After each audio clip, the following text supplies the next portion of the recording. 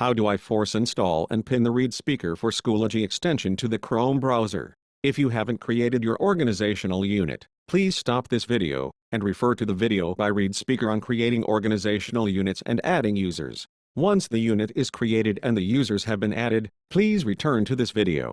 Navigate to the Google Admin Console. Click on Devices. Click on Chrome Devices. If you receive a pop-up message, click on the X to remove the message. On the breadcrumb line, click on the Devices drop-down menu. Select Apps and Extensions. On the left-hand side of the screen, click on your organizational unit, which contains the users to receive the extension. In our case, we will click on the Read Speaker for Schoology organizational unit. In the lower right-hand corner of the screen, click on the yellow circle with the plus sign in it. In the lower right-hand corner of the screen, click on the yellow circle with the Chrome icon in it. In the Search the Store field, type in Read Speaker for Schoology. Click on the extension.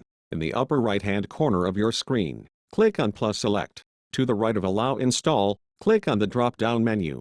Click on Force Install plus Pin to the browser toolbar.